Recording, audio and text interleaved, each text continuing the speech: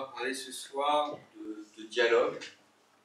Alors pour vous dire à quel point j'apprécie les dialogues dans les romans, le premier intitulé de cette présentation au départ c'était de l'inutilité des dialogues. Et comme j'ai compris assez rapidement que ça avait refroidi tout le monde, j'ai rapidement changé le titre de la présentation, quelque chose d'un peu plus consensuel, l'art subtil du dialogue. Et mon premier titre en fait n'est pas une critique du dialogue en soi, parce que rien n'est mauvais en soi, mais plutôt une critique de son emploi inconsidéré par la plupart des gens, enfin la plupart de ceux que je peux lire au sein de la formation. Avant de rentrer dans le cœur du sujet, je vais faire un petit rappel de méthode, parce que ça va me permettre de mieux vous faire comprendre ce que je veux dire sur les dialogues. Et très simplement, pour commencer, votre mission en tant qu'écrivain, si vous décidez de l'accepter, c'est d'inventer votre propre radicalité littéraire. Ça peut vous faire peur, ce grand mot de radicalité, mais en fait, c'est une manière assez simple de signaler ce truc qui sera bien à vous et qui signera la personnalité de votre œuvre. Parce que si vous écrivez, c'est que vous avez sans doute un point de vue singulier à exprimer sur le monde d'une manière singulière. Et c'est ça, en fait, qu'un bon lecteur recherche dans un livre. C'est pas le point de vue moyen exprimé de manière moyenne, c'est des choses exceptionnelles, avec lesquelles il peut raisonner intensément, parce que, justement, elles résonnent intensément par le style, par la voix avec laquelle les auteurs s'expriment.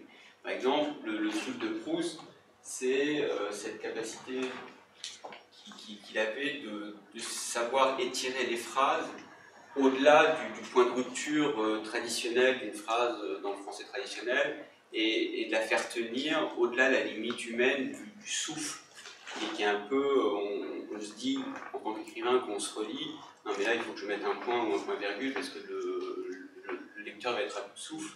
Et lui, par une sorte de prouesse plus ou moins consciente, il arrivait à faire des phrases à tiroir et à réussir à rebondir, à reprendre sans qu'on s'en rende compte, et à faire des phrases de plusieurs paragraphes, voire de plusieurs pages. Et donc ça, c'est un peu pour la voix, l'expression singulière, et pour le regard, il avait cette maniaquerie de la remémoration, cette maniaquerie par rapport aux sensations passées, qu'il a été le seul, ou en tout cas l'un des premiers, à observer d'une manière aussi précise et aussi maniaque. Et c'est pour ça qu'il a marqué la littérature française, c'est parce qu'il est allé au-delà de toute tentative précédente dans cette direction donnée. Je ne vous demande pas d'aller au-delà dans toutes les directions, mais de choisir quelque chose de précis et de le pousser dans ses retranchements. Woolf, par exemple, Virginia Woolf, c'était le monologue intérieur, comme Joyce. Burroughs, c'était son incapacité notoire à raconter quelque chose avec un début, un milieu, une fin, une histoire classique. Et comme c'était son incapacité à faire ça, il a pris l'extrême inverse et il a essayé de faire n'importe quoi, et il l'a fait avec brio. Donc voilà, il n'y a pas, et c'est ça qui est important à comprendre, il n'y a pas de règle, il n'y a pas de méthode. La seule méthode, c'est en gros, c'est éviter les clichés et éviter de prendre le lecteur pour un abruti. C'est assez court. Et en fait, si vous ne visez pas cette radicalité-là, vous n'intéresserez personne, ou en tout cas pas assez longtemps pour perdurer et marquer la littérature. Et je précise tout de suite aux 2-3 malins qui m'envoient des emails en disant qu'ils essayent de faire un roman à la Proust, à la Philippe Roth, ou tout ce que vous voulez. Cette radicalité-là ne se trouve pas à l'extérieur de vous, mais en vous. Et c'est pour ça que je me permets de citer Ibn Arabi, qui dit quelque chose de très sensé pour un écrivain. Ô toi qui cherches le chemin qui conduit au secret, reviens sur tes pas, car c'est en toi que se trouve le secret tout entier. Ça fait un peu précepte Jedi, mais c'est assez juste, parce que justement, une œuvre littéraire et même une œuvre d'art de manière plus générale n'est pas quelque chose d'extérieur à soi. C'est en fait une réponse formelle à sa propre sensibilité d'écrivain. Et tant que vous ne comprenez pas comment vous fonctionnez à l'intérieur, vous ne comprenez pas votre sensibilité, vous ne comprenez pas vos forces et vos faiblesses, les deux sont importants pour un écrivain, vous n'arriverez pas à découvrir le petit truc que vous avez en vous, parce qu'on a tous un petit truc, une manière un peu biaisée de voir le monde, ou un handicap qu'on peut retourner en avantage, vous n'arriverez pas à produire quelque chose de singulier. Et c'est assez... c'est assez paradoxal parce que j'encourage tout le monde à lire énormément. Tout grand écrivain est avant tout un grand lecteur. Mais il faut non pas imiter des chefs-d'œuvre, parce qu'un chef-d'œuvre par essence est une sorte de radicalité, de singularité, et il pratique la stratégie de la terre brûlée. Il vaut mieux pas passer après un chef-d'œuvre et essayer de faire du Proust après Proust, du Stendhal après Stendhal. Ça ne marchera pas parce qu'il a ouvert et fermé en un seul mouvement une sensibilité qui lui est propre, et il faut trouver votre propre mouvement à ouvrir et à refermer en une œuvre cohérente. Et ça, c'est à vous de le faire. Mais vous pouvez vous inspirer au sens puiser de l'énergie, du courage dans ces tentatives passées ou présentes qui vous disent en fait c'est possible, tout est possible. Et même quelque chose d'aussi improbable qu'un chef-d'œuvre. Et je ne comprends pas les écrivains qui viennent me voir en me disant tu n'arrêtes pas de parler de chef-d'œuvre, mais est-ce que tu penses que c'est faisable? Qui suis-je pour prétendre au chef-d'œuvre? Mais j'en sais rien. Et personne ne sait d'où va venir le prochain chef-d'œuvre, et personne ne sait d'où va venir le prochain génie de la langue française. Et c'est ça qui fait l'intérêt. C'est pour ça qu'il y a autant d'appelés et puis un peu d'élus, hélas. C'est que tout le monde peut devenir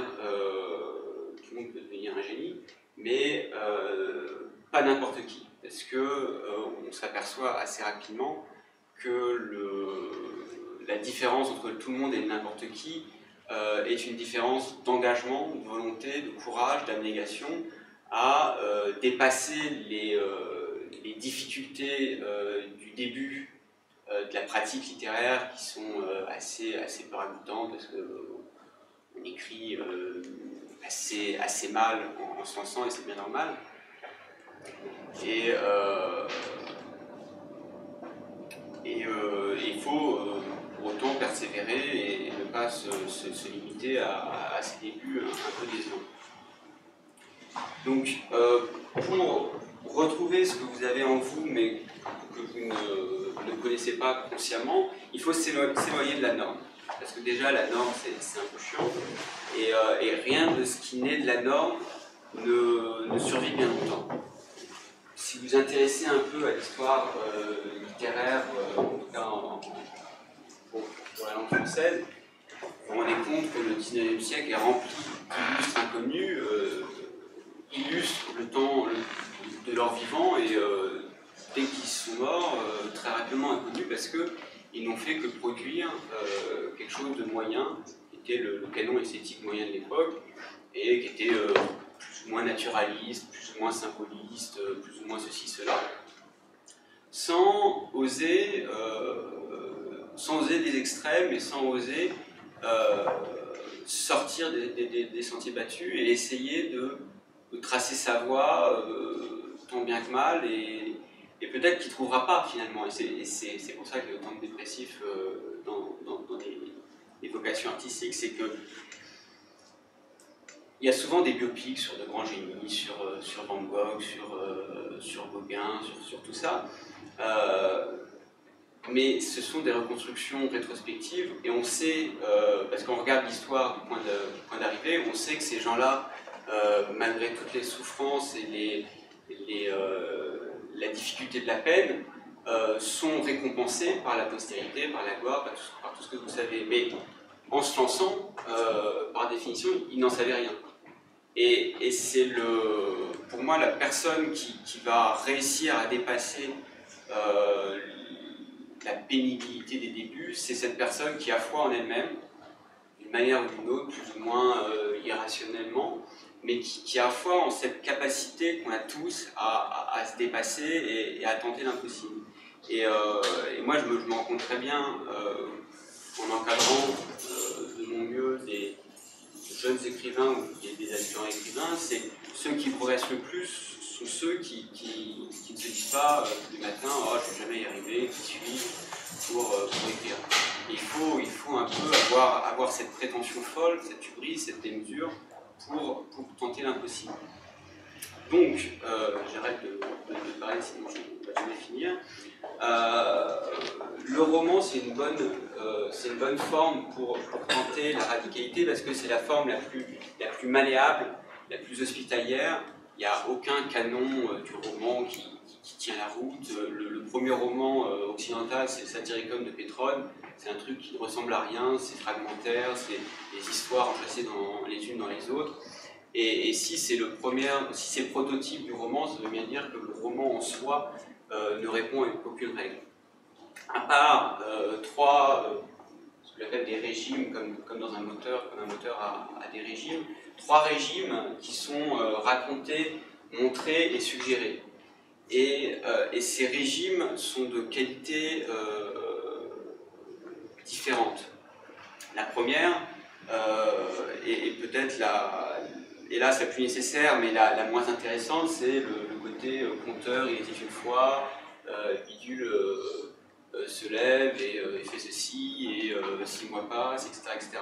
Ça, c'est moins intéressant. Ce qui est plus intéressant, c'est l'acte de montrer. C'est cette capacité qu'un romancier ou un poète a d'incarner les choses qu'il veut montrer et de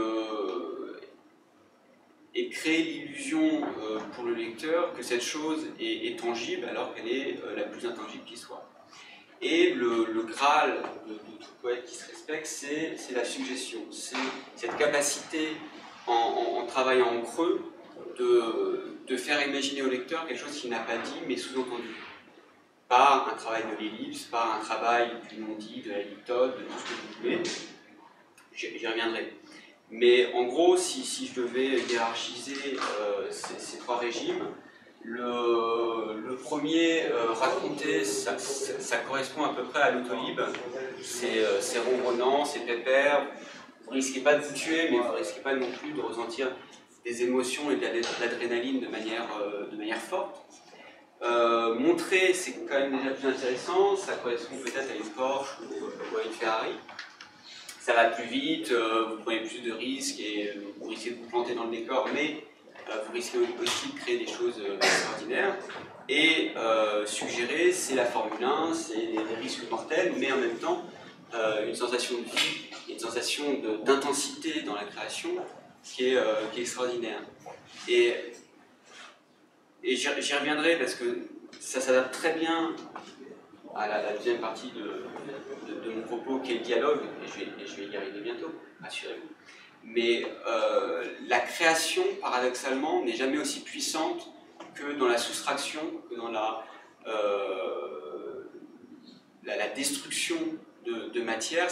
Imaginez-vous, en tant que sculpteur, un sculpteur, il ne crée pas une forme, il soustrait tout ce qui n'appartient pas à son idéal de forme dans le bloc de granit ou de marbre, je ne sais pas quoi, qu'il est en train de tailler.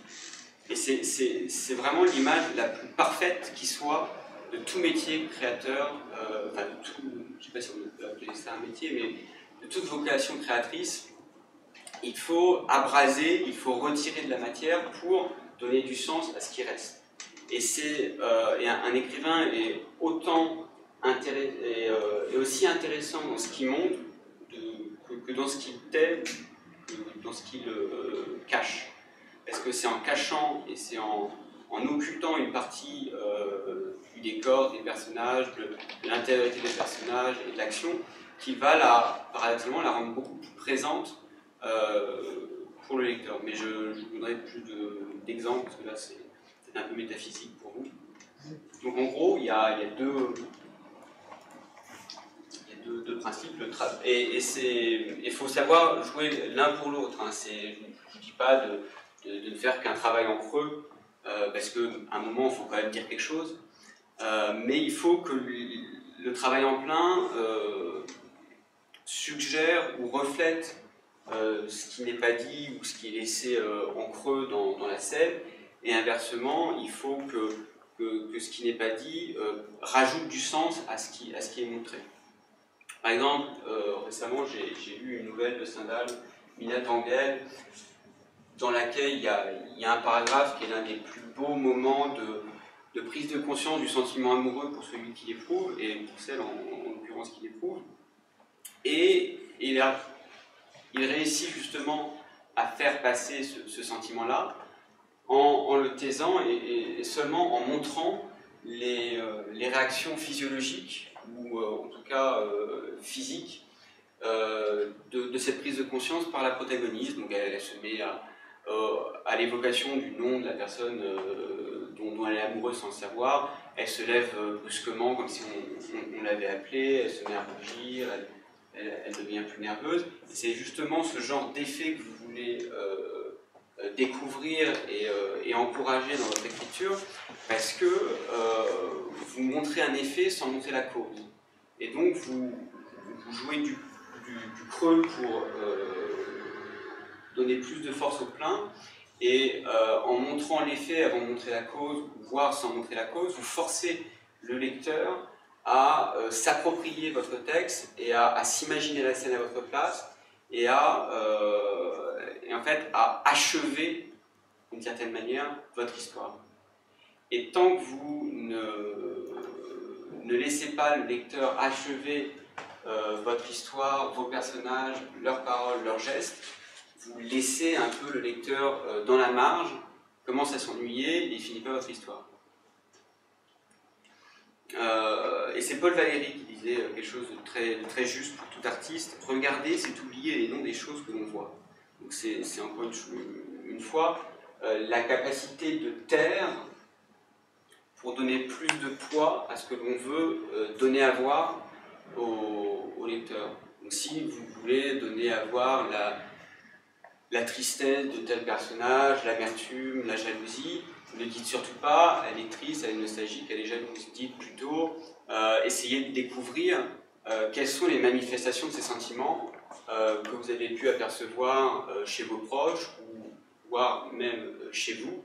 Est-ce que vous devenez complètement irrationnel, vous piquez des crises, est-ce que ceci, est-ce que cela? Et c'est ça que vous devez chercher comme matière pour étayer vos personnages, et non pas des choses aussi vagues et abstraites que elle est triste, elle est mélancolique.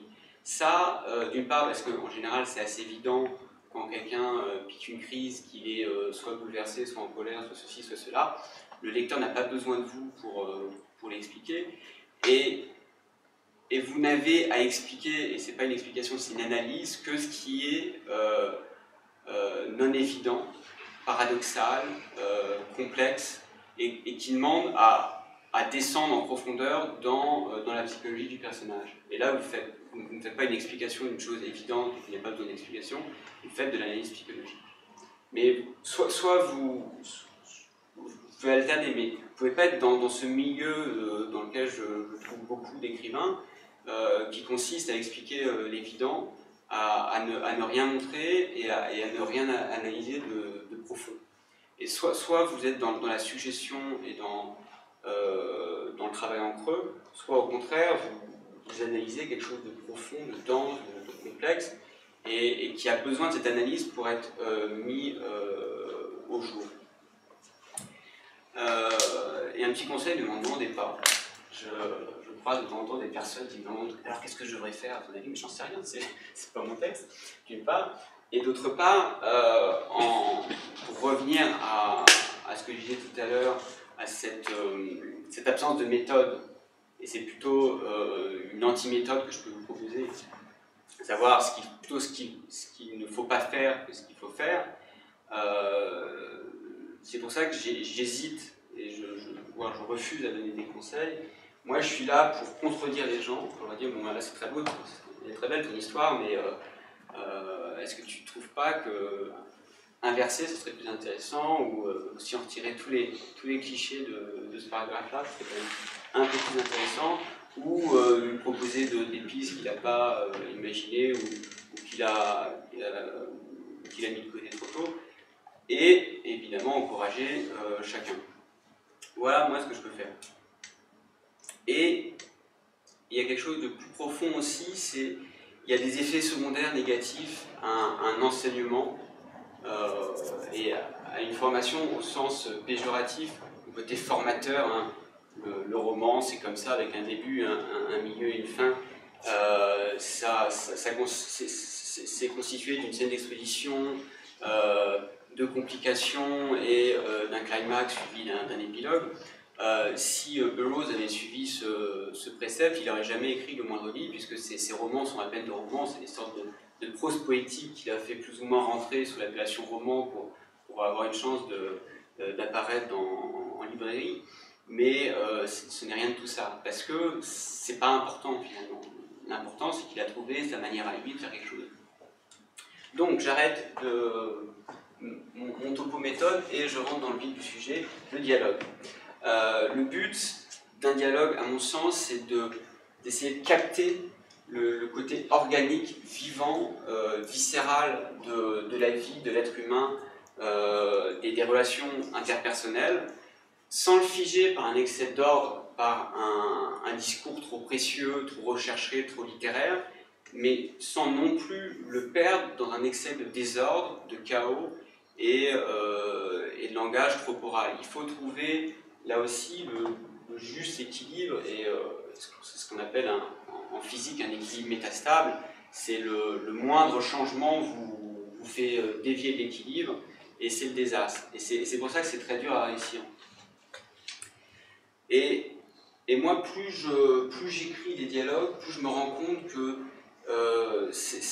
chaque dialogue a une sorte de rythme, de tempo qui l'assimile d'une certaine manière à une danse. C'est une danse entre 1, 2, 3 personnages, parce que le monologue intérieur est une sorte de dialogue. Et les mauvais dialogues sont des dialogues qui ressemblent à une partie de ping-pong un peu molle. Vous avez comme ça un rythme assez monotone entre les deux côtés de la table, et vous finissez par vous endormir.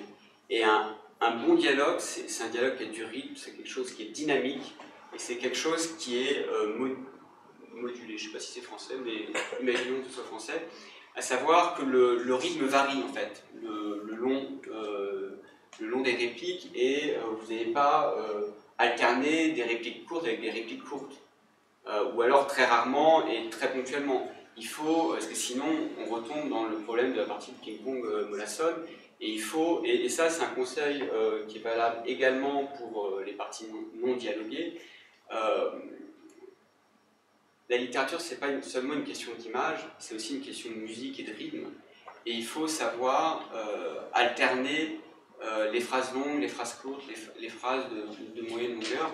Et j'ai même découvert sur internet quelqu'un qui avait programmé un petit logiciel qui permettait pour un texte donné de surligner selon un code de couleur chacune des phrases pour vous signaler cette phrase est longue, cette phrase est courte, cette phrase est d'une durée moyenne. Et ça peut être une béquille en correction, ou quand vous n'êtes pas sûr de vous, pour jauger un peu de la variation de rythme au sein de vos phrases.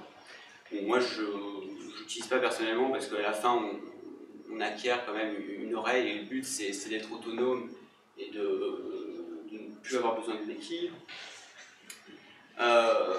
Et quand je disais que créer, c'est avant tout soustraire, un dialogue, c'est de la conversation, mais de la conversation enrichie par soustraction. Là aussi, c'est paradoxal. Parce que ce qui est intéressant dans le dialogue, c'est pas ce qui est dit, parce que ce qui est dit est rarement, sauf si vous appelez Michel Audiard, est rarement mémorable, sauf si vous appelez Oscar Wilde ou quelqu'un qui a le sens de la répartie. Et si vous avez le sens de la répartie, écrivez des dialogues, voire écrivez des pièces de théâtre. Et ce qui est beaucoup plus intéressant dans le dialogue, c'est toute la part de non-dit, toute la part de silence, de coupure d'un personnage par l'autre, qui va informer le lecteur sur le fait que tel personnage est impatient et vient de couper tel autre qui cherchait ses mots, qui était un peu maladroit, et si ce personnage l'a coupé, c'est qu'il ne supporte pas ce genre de maladresse, d'autant plus qu'on est en pleine réunion de bouclage du journal ou je sais pas quoi, vous imaginez ce que vous voulez. Et ça, c'est intéressant. C'est pas de savoir que tel article a été retoqué par la rédaction parce qu'il manque de fond ou il est trop biaisé dans l'angle d'approche. Et par exemple, un bon exercice pour essayer de travailler le non-dit, ou la part de silence qui entoure tout dialogue, c'est typiquement le thème de l'amour qui s'ignore, de l'amour qui se tait, qui n'ose pas encore s'avouer. Et moi, je me souviens d'une scène complètement ubuesque. J'étais allé à Chaillot pour voir un ballet, seul, et à côté de moi, il y avait un type et une fille, et on se demandait à la fin, mais quand est-ce qu'ils vont se rouler une pelle, tellement c'était évident. Ils étaient là en train de se dire « Ah, je suis content que tu sois là, puis moi aussi, je suis content que vous êtes... » Insupportable. Enfin, j'adore les gens, vous le savez. Et ça, c'est... bon, là, c'était à la limite de la caricature, et ils ont passé le ballet, dès que les lumières se sont éteintes, à s'emballer. J'étais heureux. Je ne me sentais pas seul du tout, mais c'est pas grave. Donc, pour en revenir à l'essentiel, il faut en fait que chaque réplique, ou en tout cas un bon nombre de répliques, soit en quelque sorte l'écho du silence qui l'environne et essaye de transmettre quelque chose qui n'est pas seulement elle. Parce qu'un dialogue, c'est avant tout, est supérieur à la somme de ses répliques, pour ainsi dire. Et moi, et c'est quelque chose que j'ai compris très tardivement, en corrigeant les épreuves, donc le manuscrit mis en page de mon premier roman, il y avait une scène où je n'étais pas satisfait. C'était justement une scène de dialogue d'un couple dans un salon de thé, et il y avait une serveuse qui venait, prenait la commande, repartait et apportait la commande. Donc en soi, c'est pas très intéressant, et je trouvais que c'était lent, que c'était long, que ça prenait pas, ça finissait pas de s'installer, et ça, voilà, il y avait un problème de rythme et un problème de dynamique, et stressé par la perspective de voir ce texte imparfait partir chez l'imprimeur en état, j'ai découvert vraiment ce que je suis en train de vous dire depuis tout à l'heure, à savoir la pertinence de soustraire pour mettre en avant quelque chose. Mais j'ai quasiment supprimé un paragraphe entier. Je me suis dit, au lieu de dire voilà, il y a une serveuse qui arrive, pas de manière aussi plate, mais c'était un peu l'idée de ce genre de choses. Il y a une serveuse qui arrive, qui prend la commande, qui repart et qui ensuite apporte le thé et la madeleine. Et ben en fait tout ça, j'ai essayé de le construire en creux autour du dialogue qui était l'essentiel de la scène entre les deux personnes qui avaient à cette table. Et la serveuse était une sorte de comète qui passait, revenait et repartait, et dont la présence n'était donnée au lecteur que par les coupures au sein du dialogue principal. Tel personnage s'interrompt pour dire qu'à aucun moment je ne précise qu'une serveuse est apparue. Le personnage se coupe pour dire je prendrai un thé ou un gin tonic, et 5 minutes après, une nouvelle interruption, et le type prend son thé et on comprend entre-temps que la commande est arrivée par miracle. Et ça a accéléré énormément la scène, et ça m'a permis de me concentrer sur l'essentiel tout en mêlant au dialogue une partie de la narration. Au lieu d'avoir mon bloc de dialogue bien compact, ensuite un bloc de description bien compact, et ensuite un bloc d'action bien compact, j'ai mélangé le tout, et c'était beaucoup plus vivant, et c'était souple, et c'était fluide, et le lecteur ne fermait pas le livre parce qu'il en avait marre. Voilà. Je crois que c'est tout pour cette slide. Aussi, méfiez-vous des tics de la conversation. On en a tous, on est sans doute, c'est pour ça que j'adore me voir en vidéo. la langue commune est bourrée de tics, à savoir, on a tous d'une manière ou d'une autre, des mots de vocabulaire qui reviennent plus que d'autres. On a souvent un mot appréciatif, souvent un mot dépréciatif. Moi j'ai un ami, dès qu'il veut dire quelque chose de mal, il dit c'est pénible, et il utilise toujours ça, à tel point qu'il m'a filé son tic. Je le remercie bien pour ça. Mais les tics, c'est aussi les hésitations, les pauses, les onomatopées, tout ce qui fait que la conversation du quotidien n'est pas un dialogue littéraire. Et en général, on a tendance à filtrer ce genre de bruit pour ne conserver que l'information du signal que la personne en face essaie de nous transmettre. Et je pense que c'est une bonne chose en écrivant de restituer ce filtre et d'essayer de ne pas faire une sorte de faux langage parlé, du parler écrit, je ne sais pas comment on pourrait appeler ça, qui souvent fonctionne assez peu. Et si vous voulez restituer l'oralité d'une conversation, prenez-y autrement, soit en travaillant le rythme, quelque chose de speed, de nerveux, en général, à la terrasse d'un café, il y a rarement un monologue comme celui que je tiens depuis 34 minutes. Et s'il y a des monologues, il faut qu'ils soient le plus artificiel possible. Enfin, moi c'est comme ça que je les apprécie, parce que c'est tellement peu naturel finalement un monologue que autant prendre acte de cet artifice-là et en jouer d'une manière que vous inventerez, puisque je ne suis pas là pour vous dire comment écrire. Tout ça pour dire que le dialogue, c'est un moment d'accélération. Pour moi, c'est comme si vous étiez dans une voiture au milieu d'un carrefour et vous ne voulez sans doute pas freiner ou ralentir, vous voulez accélérer. Parce que, contrairement au cinéma, je trouve que le dialogue, les scènes de dialogue sont plutôt des scènes de ralentissement de l'action. On se pose et on s'écoute chacun, et à ce chant contre chant insupportable de lenteur et d'inintérêt visuel que les cinéastes moyens nous assènent à longueur de long métrage.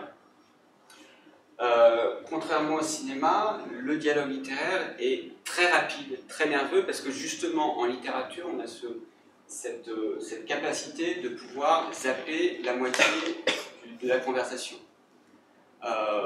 Vous avez le droit, dans un dialogue, de ne donner que une partie des répliques, mettons un dialogue entre deux personnes, vous ne donnez que les répliques d'une personne. Et ça marche très bien, essayez. Dès que l'autre personne parle, vous mettez des points de suspension. Et en général, le lecteur comble les trous et comprend très bien que les interruptions de l'autre personne ne sont que des relances ou des questions dont on a la réponse immédiate juste après les points de suspension, donc c'est pas la peine de préciser la question, etc. etc. Ce que font les humoristes sur scène. Oui, voilà, bah, soyez comiques. Il y a un humoriste américain qui est que je trouve très intéressant d'un point de vue littéraire, parce qu'il y a une sorte de narration très souple qui mélange. Comment il s'appelle? C'est Todd Barry. Je suis pas sûr. Enfin, je vérifierai. Donc voilà, ça demande en fait un dialogue, et c'est pour ça que c'est pas un exercice que je recommande forcément à un tout jeune débutant qui n'a rien écrit de sa vie, c'est que ça demande beaucoup d'oreilles en fait. Et ça demande un sens du rythme, un sens de la musicalité. Et imaginez que c'est un tango, il faut que chaque personnage danse avec les autres. Et voilà, il y a une sorte de ronde qui s'installe. Et vous voulez que ça fonctionne bien, que ça sonne bien, et que ça soit pas ce truc mou que je lis à longueur de manuscrit qui m'insupporte, qui est cette partie de ping-pong que j'évoque depuis tout à l'heure. En grande monotonie, le côté champ contre champ, je te pose une question, tu me réponds, je te pose une question, tu me réponds, ça a tendance à m'impatienter. Je ne sais pas si vous partagez cet avis ou ce sentiment. Encore une fois, on peut très bien se passer de toute une partie d'un dialogue classique parce que le lecteur n'est pas bête, a l'habitude de voir des films, de lire, et tout simplement a l'habitude de parler à des gens. Donc, vous pouvez de temps en temps accélérer et éviter le contre-champ et garder la focale sur un personnage en particulier. Vous n'êtes pas obligé de préciser à chaque ligne dit-il, répond-elle, ou à préciser qui parle. En général, d'autant plus s'il n'y a que deux personnes, en général, au début vous précisez qui commence à parler, ensuite on comprend à chaque réplique que c'est tel ou tel personnage. Et surtout, éviter qui est vraiment un défaut rédhibitoire quasiment stéréotypique des sitcoms américaines, c'est éviter, si deux personnes se parlent, éviter qu'elles se donnent du Paul et du Jean.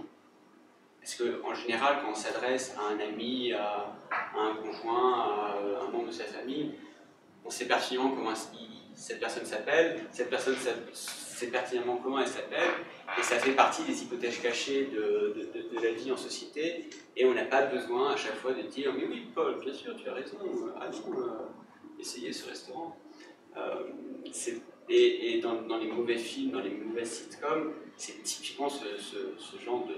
Je ne sais pas s'il y a encore quelqu'un sur Terre qui se permet ce genre de choses, mais c'est un défaut visible d'amateurisme.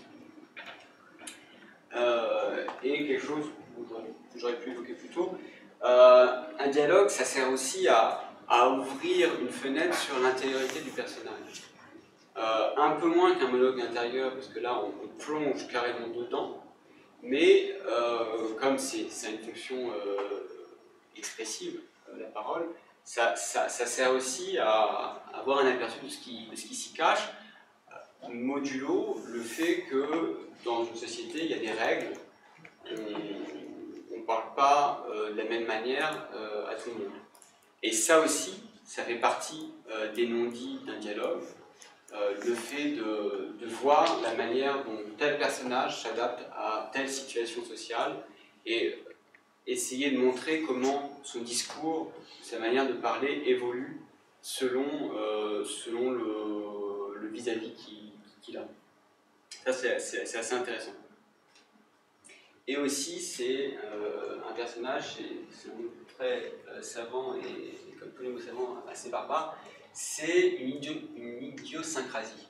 À savoir, chaque personnage a sa manière bien à lui d'agencer les mots et les règles classiques de diction, de langage, pour créer sa propre langue. Alors, en général, cette singularité de l'expression est plus forcée en littérature que dans la vie. Dans la vie, les gens ne sont pas aussi individualisés qu'on a tendance à le croire, que la littérature et le cinéma ont tendance à le faire croire. Et on a tendance à s'exprimer dans une sorte de novlangue du quotidien, où tout le monde se comprend sans que ce soit très individualisé, très singularisé et très intéressant. C'est pour ça qu'un dialogue, c'est pas seulement une conversation, ça va au-delà. Ça raffine, ça enrichit et ça sublime. Et donc il faut essayer, pour que chaque personnage de votre histoire soit bien individualisé, d'essayer de s'imaginer à sa place en train de parler, de voir comment ce personnage plutôt parle. Est-ce qu'il a tendance à bégayer, à se reprendre perpétuellement parce qu'il manque d'assurance et de confiance en lui et il n'ose pas s'exprimer en public, il se cache derrière son gobelet en plastique et voilà, ou est-ce que c'est quelqu'un d'assez agressif et il a tendance à écraser le discours des autres par sa présence et par des prises de parole intempestives.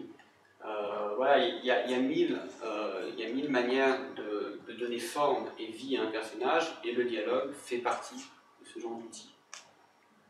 En revanche, moi, en tout cas, ce que j'aime pas dans un roman, c'est que soit que le personnage sert de porte-parole à l'auteur, et il y a une sorte de mimétisme très consanguin entre l'auteur et son protagoniste, et à la fin, on a limite l'impression d'avoir l'auteur à côté de nous en train de se raconter.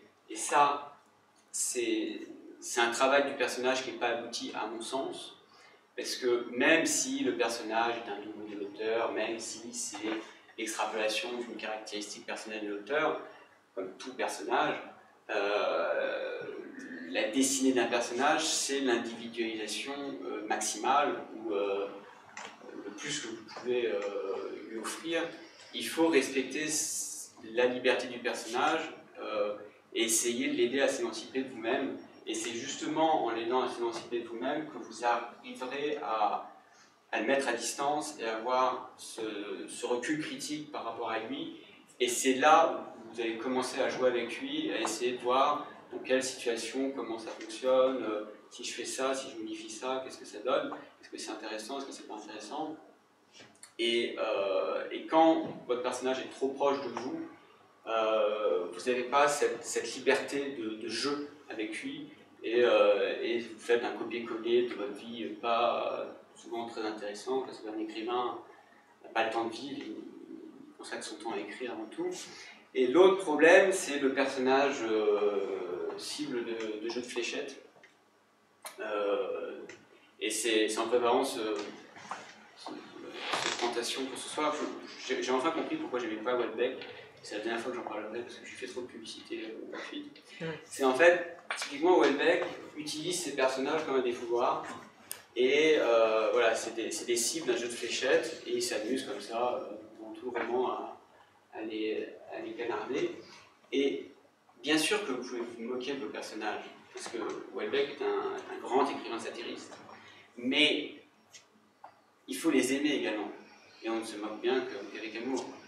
Et moi qui aime énormément les satires et les écrivains satiristes, comme Villiers-le-Bel-Adam, grand écrivain symboliste français de la fin du XIXe siècle, lui était très mordant, très ironique, très, très piquant dans ses contes fantastiques qu'il écrivait, mais en même temps on sentait une vraie sensibilité, une vraie délicatesse quand il chamboulait un peu la vie de ses personnages, parce qu'il avait cette humanité-là, et il ne s'en servait pas comme d'un défouloir, parce qu'un écrivain qui ne s'aime pas, comme c'est le cas de Houellebecq, n'arrive pas à aimer ses personnages. Et c'est le problème de la misanthropie, c'est que c'est pas une qualité de créateur. Je finis avec Houellebecq, je ne vois pas. Et t'as pas parlé de Bec BD? C'est pour ça que tu es mitigé sur Bec BD. Parce qu'il porte parole de lui. Le grand défaut, l'un des grands défauts d'un dialogue, c'est de confondre dialogue et information. La plupart des dialogues ratés sont des dialogues qui n'ont de but que pour véhiculer de l'information au lecteur. Et ça marche. C'est très répandu au cinéma. Dans les films d'action qui n'ont pas le temps de réfléchir à écrire un dialogue intéressant entre les deux personnages, sont des coquilles vides. Et donc, le coup classique, c'est deux personnages qui partagent une même information d'emblée, se sentent obligés d'en parler pour en faire profiter le lecteur. Typiquement, mettons un frère et une sœur, leurs parents fraîchement divorcés, et le frère dit à sa sœur, mais oui, tu te souviens, nos parents sont divorcés. C'est pour ça qu'ils sont en train de parler à des avocats. Ce genre de naïveté-là, bon là c'est une vraie caricature, tâchez d'éviter, parce que, encore une fois, dans ce genre d'exemple, ce qui serait intéressant, c'est de taire le contexte divorce, et de faire parler le frère et la sœur, mettons, des préparatifs pour un déménagement, du fait que la sœur doit se décider entre telle ou telle maison, sans qu'on comprenne trop au début pourquoi, et progressivement, plus le dialogue avance, plus on comprend que la famille se sépare, que c'est le drame et tout ça. Et le mot de divorce n'est quasiment jamais prononcé, peut-être à la toute fin, peut-être pas. Et le lecteur intelligent a compris de quoi il retourne. Donc il faut jouer un peu avec le lecteur et lui donner voilà, des granules homéopathiques, juste ce qu'il faut pour lui laisser deviner la grande image et pas plus. Et un roman, c'est pas du théâtre, donc évitez les dialogues, les kilomètres de dialogue, parce que c'est pas là où le théâtre, c'est quasiment le seul outil à disposition du dramaturge pour faire exister ces personnages.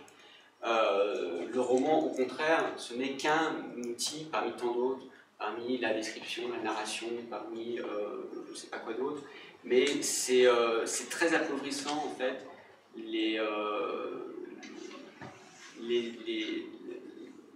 la faculté qu'ont certains à se limiter à un set d'outils en particulier et à ne pas jouer de toute la boîte d'outils. Et c'est pour ça, en dernière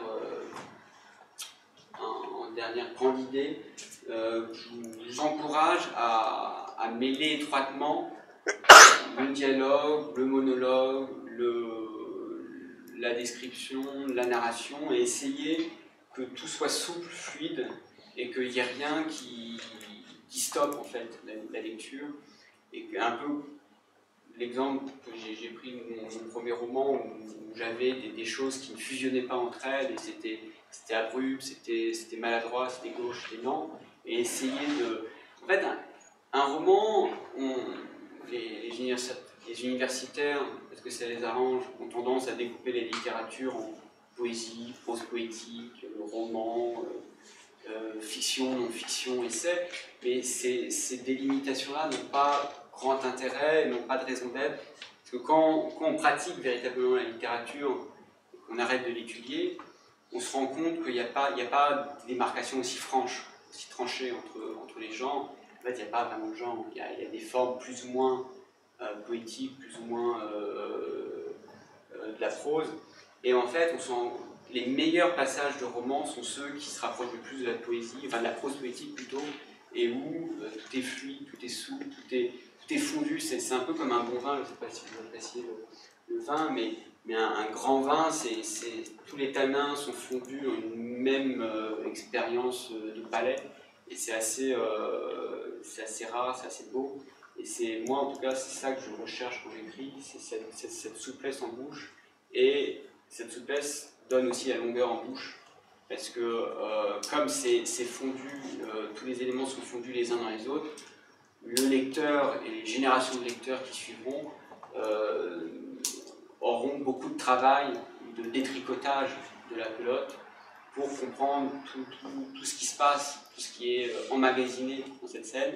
Et c'est pour ça qu'on ne cesse de redécouvrir Hamlet, c'est pour ça qu'on ne cesse de redécouvrir les grands chefs-d'œuvre de la littérature, parce que justement elles ont cette densité, cette profondeur, ces couches sédimentaires de sens qu'on ignore à la première lecture, et c'est normal, parce que la première lecture c'est une découverte, c'est une lecture de compréhension d'intrigue, et ensuite, à la relecture et aux relectures suivantes, on a le plaisir de découvrir plein de finesses, plein de subtilités, de langue, de choses vues, d'analyse psychologique qui nous est complètement passé à côté lors de la première lecture.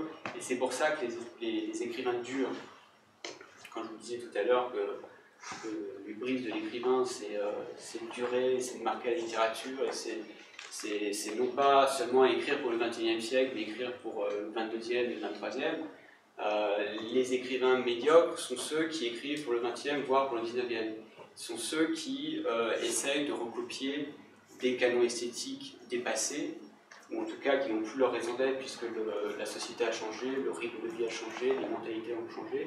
Et un écrivain, c'est quelqu'un qui capte cette mentalité, en tout cas cette ère du temps présent, ce rythme de son siècle et essaie de le retranscrire avec sa sensibilité, avec son point de vue personnel.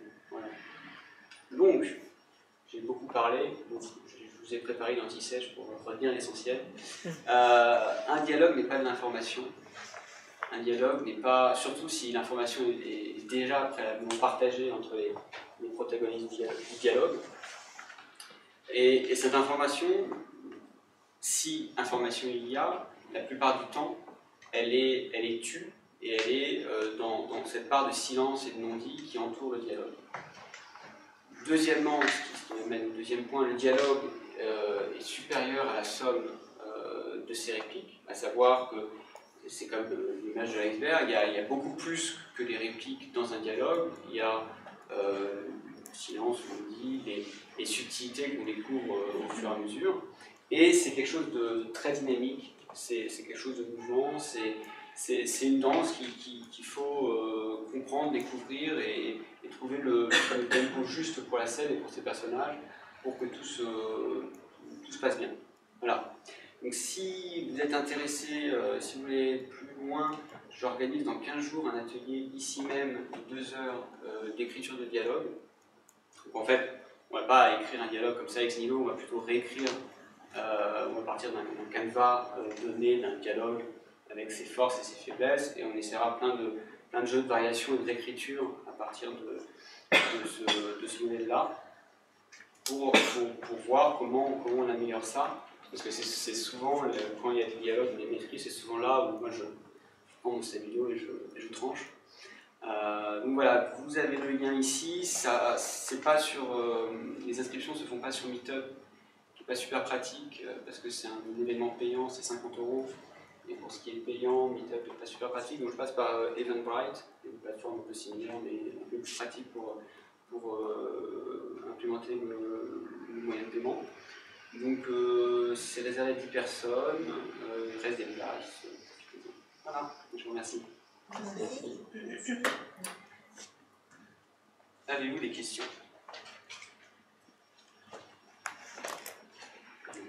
Quand tu as parlé de profondeur, je me suis dit, au lieu de penser à une conversation horizontale, il faut penser verticale, c'est-à-dire avec des couches. Tout à fait, oui. C'est l'image que j'ai eue. La verticalité dans l'écriture, c'est une chose importante. Est-ce que je vais être méchant? Souvent, je croise des personnes qui veulent me faire lire le premier volet d'une tétralogie de fantasy, science-fiction, post-apocalyptique, etc., etc. Et quand, moi, un peu paresseux, j'essaye de me projeter là-dedans et d'imaginer de quoi il retourne, de quoi ça parle, je leur demande alors, raconte-moi en une ou deux phrases l'argument de cette tétralogie de science-fiction, fantasy, post-apocalyptique, etc.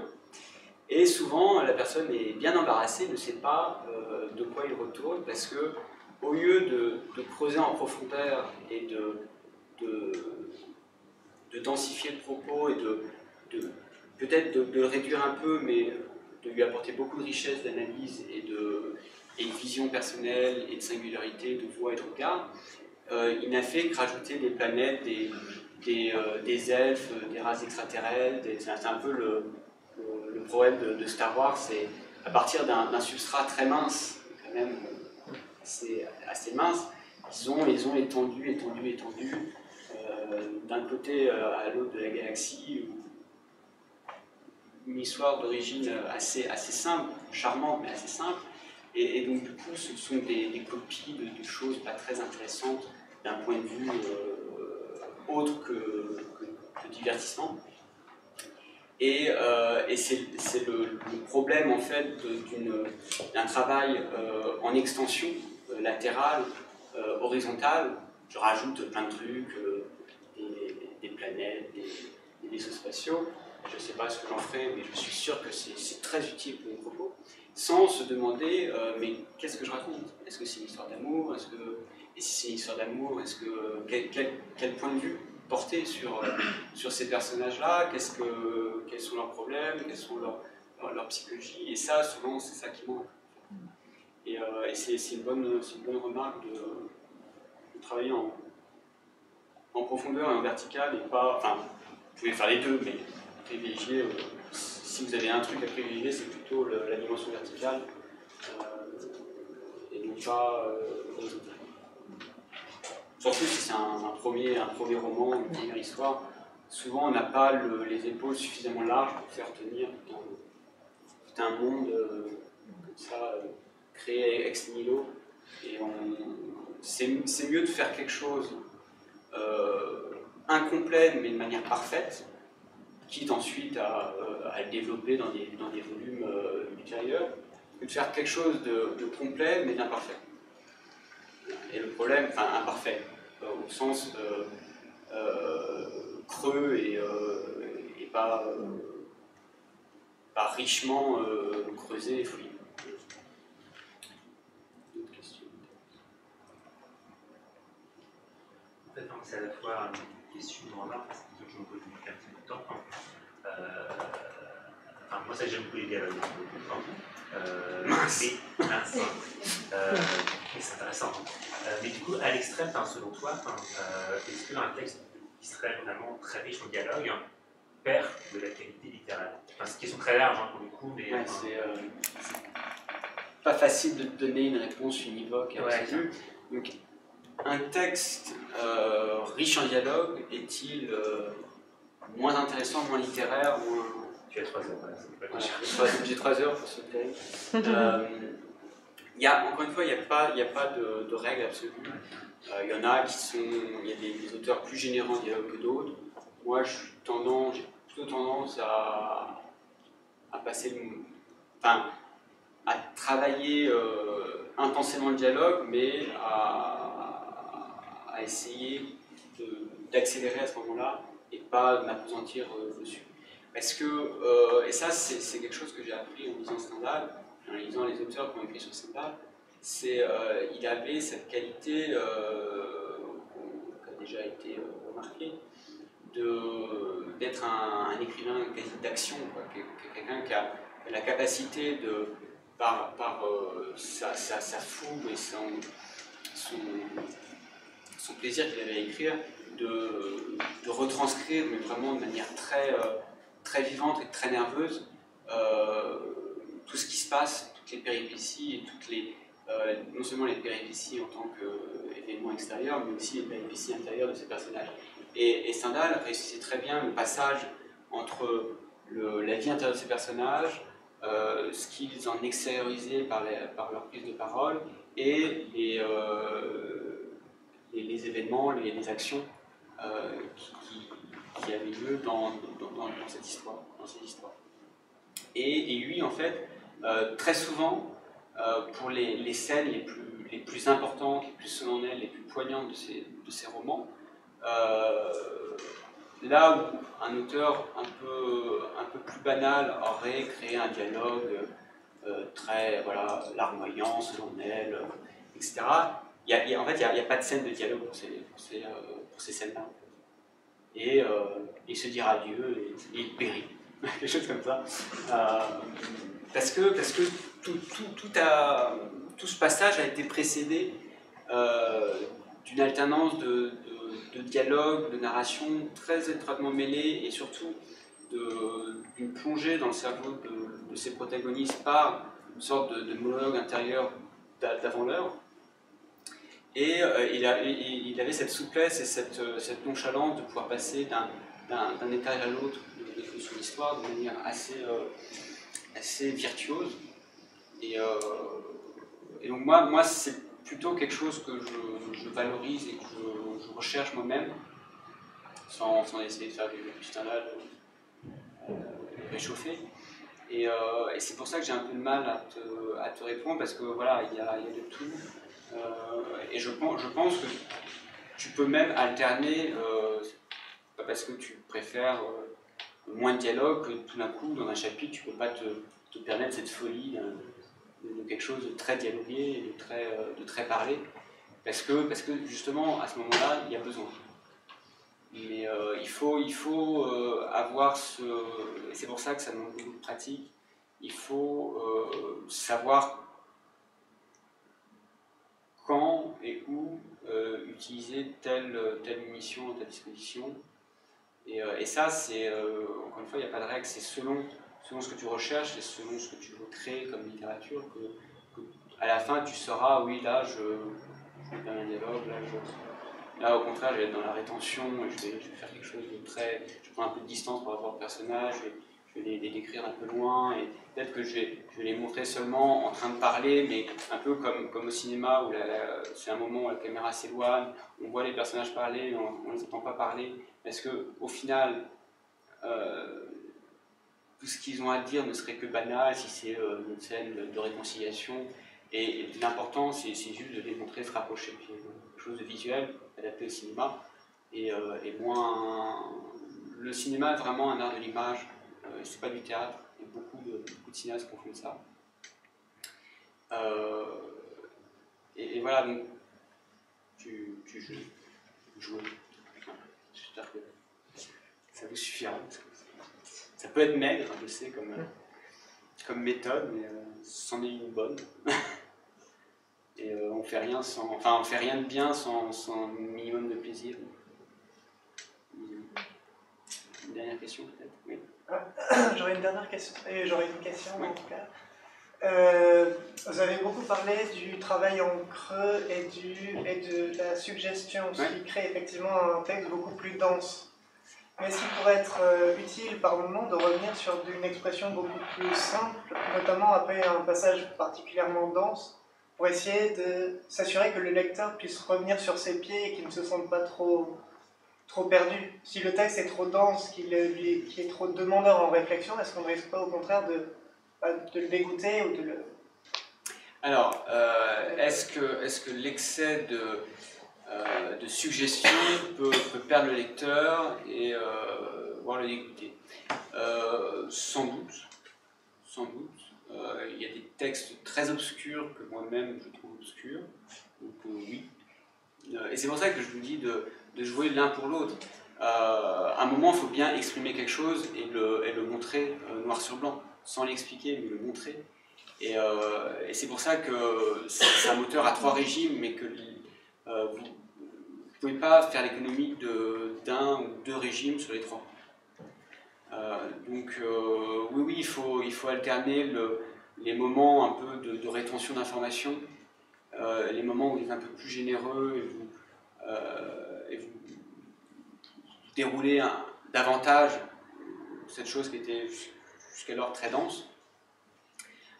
Mais dans ce cas-là, il y a un ordre, je pense, tous les ordres ne se valent pas, et moi je préférerais sans doute en tant qu'auteur, en tant que lecteur, les phases de dilatation, où on montre un peu plus, on développe un peu plus.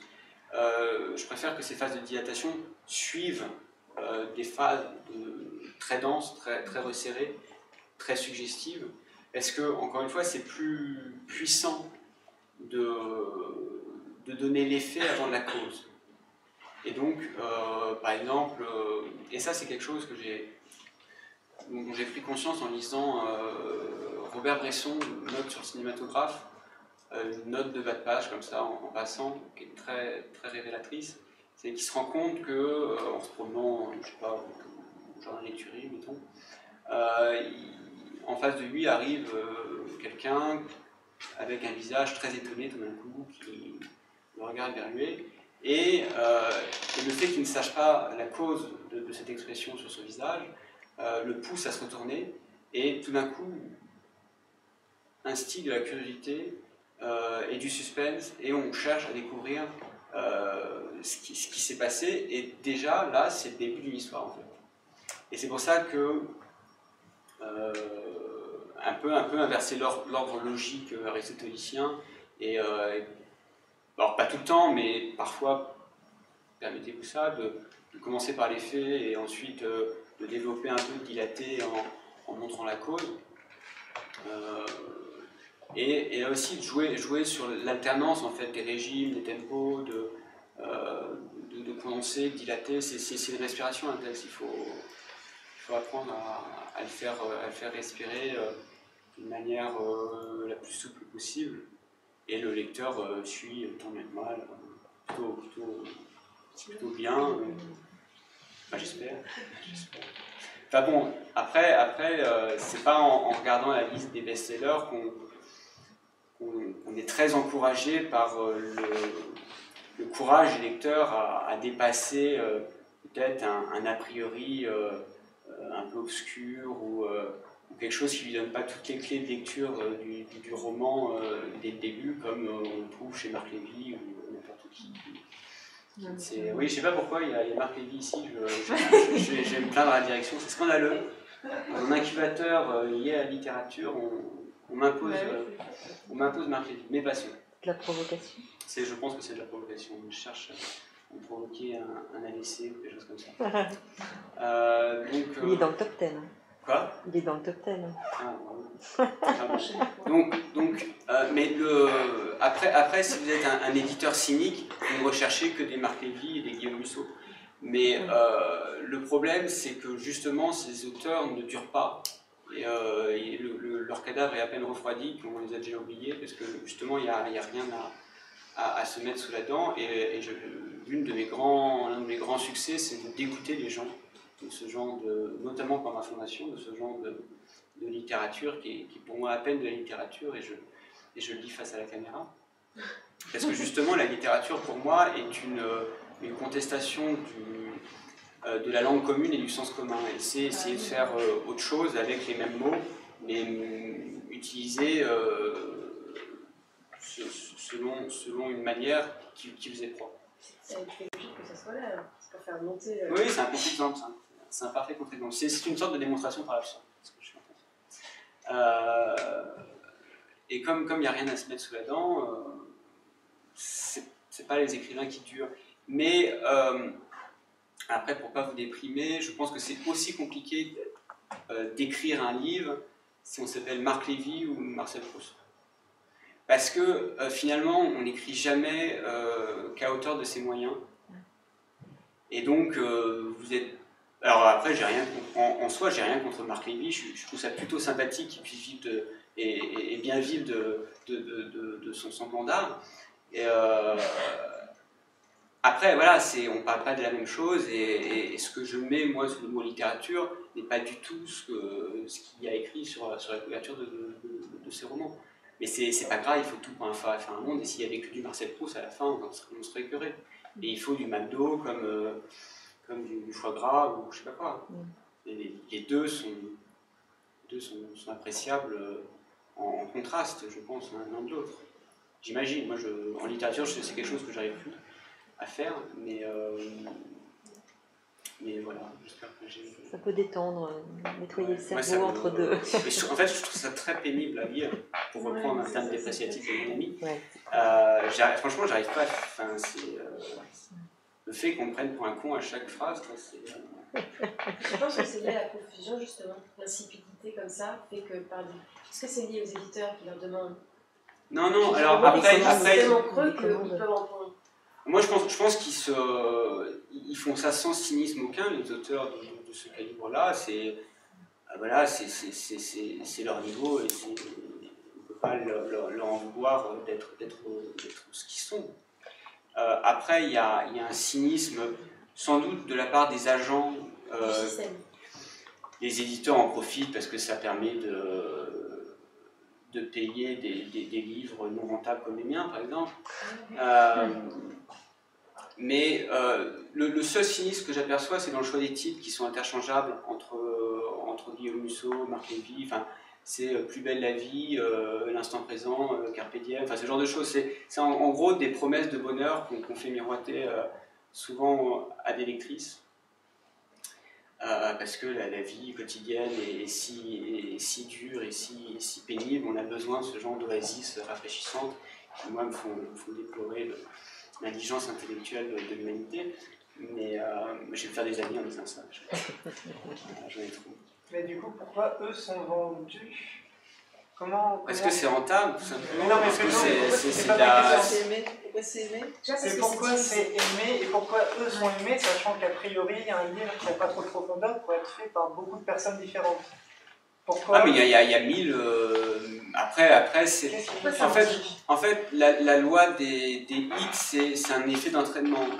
la plupart des gens qui poussent la porte d'une librairie ne savent pas ce qu'ils recherchent, et il y a un effet, c'est le principe de la pub, il y a un effet de répétition, et je comprends très bien la personne qui ne lit pas et qui veut se mettre à la littérature, qui rentre dans une librairie, qui voit un rayonnage rempli de titres inconnus, d'auteurs inconnus, et pour lui c'est à peu près équivalent à une muraille infranchissable ou un mur illisible. Et donc il se réfugie sur les 2-3 pubs qu'il a vues dans le métro sur des livres parus récemment, et il tombe sur Marc Lévy forcément. Donc il y a ça, et plus le côté lecture facile ou rapide, ou un peu médicament placebo pour aller mieux. Je sais pas. Comme c'est quelque chose que je ne ressens pas du tout, c'est difficile d'expliquer ça. Je vais encore passer pour un affreux snob, élitiste, je ne sais pas quoi. Tant mieux. Allez, bonne soirée. Merci.